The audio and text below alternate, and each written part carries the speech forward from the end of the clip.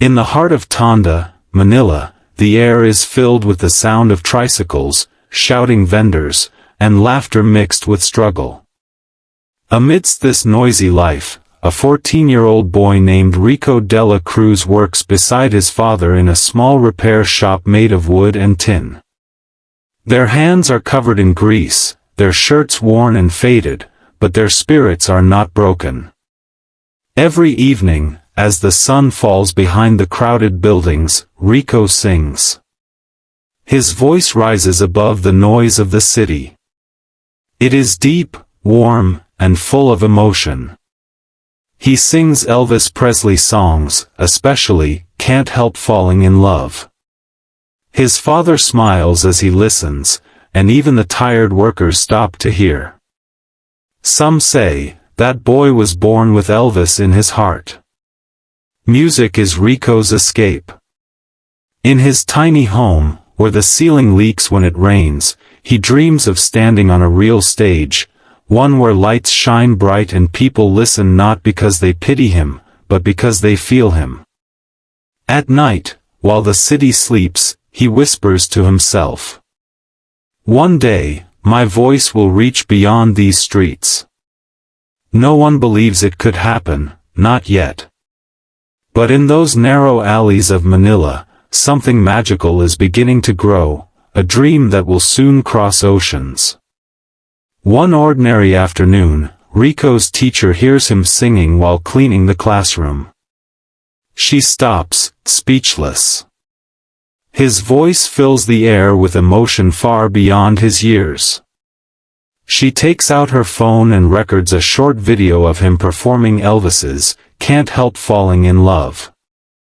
She posts it online with the caption, "A voice the world must hear."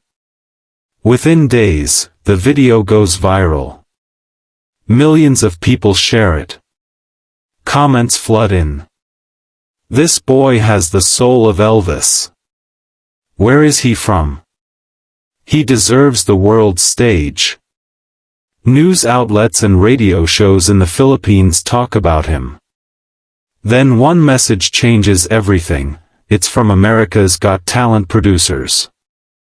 They invite Rico to audition in Los Angeles. He and his father are stunned.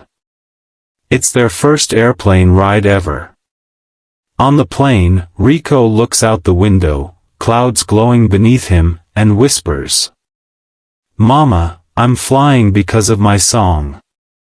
For a boy who once sang to the walls of his home, now the world will listen. He carries not just a dream, but the pride of every Filipino who ever dared to believe. The AGT stage is larger than anything Rico has ever seen. Bright lights, huge cameras, and a crowd that stretches into darkness. His small hands tremble as he holds the microphone.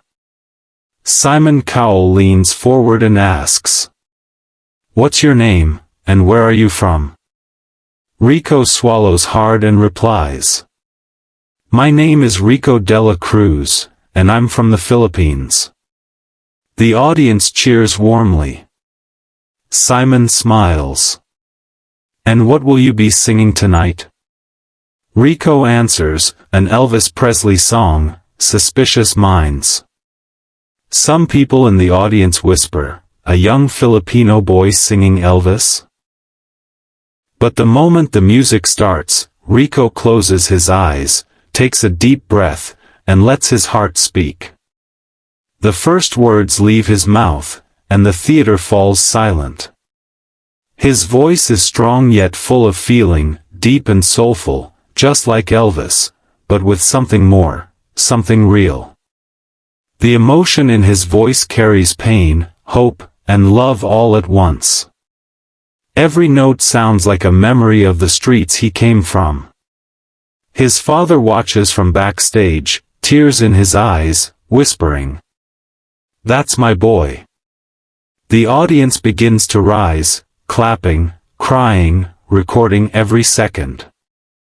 Judges stare in disbelief. Simon, known for his tough heart, doesn't blink once. He's listening, really listening. When the last note fades, there is complete silence for 2 seconds. Then the entire theater explodes in applause. Rico can't believe it. People are standing, shouting his name. For that moment, he isn't just a poor boy from Manila, he is the boy who brought Elvis back to life. Simon Cowell stands up slowly. His eyes shine with emotion, something rare to see. The audience grows quiet again. He says softly, "Rico, you didn't just sing Elvis. You became Elvis. That was soul, that was heart, that was real."